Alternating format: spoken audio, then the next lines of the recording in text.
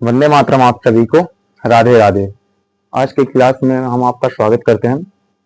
चलिए बात करते हैं विधेयक क्या होता है, विधेयक कितने प्रकार के होते हैं तथा कौन कौन से विधेयक होते हैं। यह वनडे एग्जाम के लिए बहुत ही एक महत्वपूर्ण टॉपिक है तथा यह बार बार पूछा जाता है, जिसमें बच्चे गलती करते हैं तथा वो अपना सिलेक्शन लेने से रह जाते हैं। चलिए देखते हैं विधेयक क्या होता है, विधेयक कैसे काम करता है, विधेयक किसके द्वारा लाया जाता है, विधेयक होता क्या है।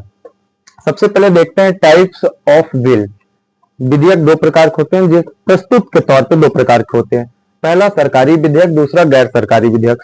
सरकारी विधेयक उसे कहते हैं जो जिसे मंत्रियों द्वारा लाया जाता है, तथा गैर सरकारी विधेयक उसे कहते हैं जैसे नॉर्मल सांसद, जैसे आपके जिले में आपके लोकसभा राज्यसभा के सांसद होंगे, वैसे को गैर संसद विधेयक कहते हैं। ठीक, फिर संसद के 4 विधेयक होते हैं, ये प्रस्तुत के आधार पे हैं, बाकी ओरिजिनल होते हैं इसके आधार पे। हम अब चलिए समझने का प्रयास करते हैं।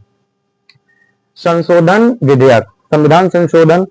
संविधान कितने अनुच्छेद कितने हैं? 1 से 195 तक। 395 अनुच्छेद याद करना तथा उसके एकदम कठोर एवं लचीलापन बनाने की वजह से संविधान निरर्थक हो जाएगा, तथा संविधान में एक जान डालने के लिए संशोधन विधेयक नाम का एक संविधान अनुच्छेद है, जिसे आर्टिकल 368 में लाया गया है।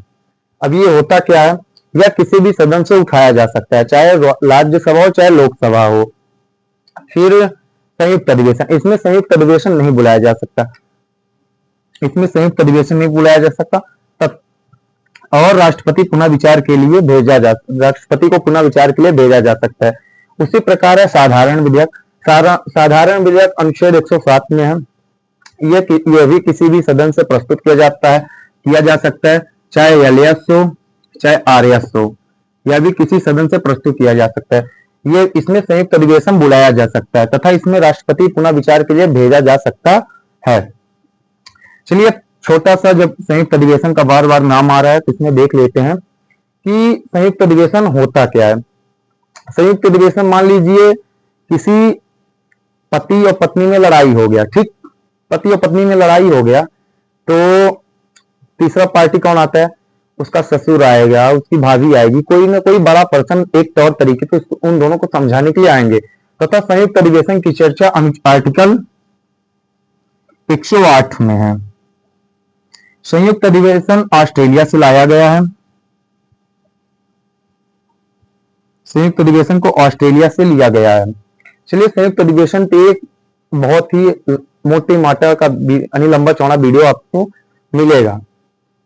फिर चर्चा करते हैं धन विधेयक की।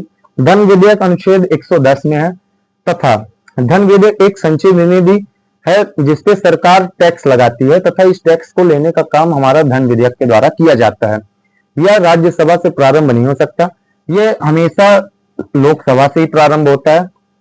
कोई विधेयक धन विधेयक है या नहीं है, उसका निर्धारण लोकसभा का अध्यक्ष करता है कि वह धन विधेयक है कि नहीं है। ठीक, और इसमें राष्ट्रपति पुनः विचार के लिए नहीं लौटाया जा सकता, क्योंकि राष्ट्रपति के पूर्व अनुमति से ही इस विधेयक को लाया जाता है। फिर बात करते हैं हम वित्त विधेयक की। वित्त विधेयक अनुच्छेद 117 में है। अनुच्छेद 117 में 2 कैटेगरियां हैं। मान लीजिए अनुच्छेद 117A और अनुच्छेद 117B, ये राष्ट्रपति के पूर्व अनुमति से ही दोनों को लाया जा सकता है तथा इसे राष्ट्रपति पुनः विचार के लिए नहीं भेज सकता है।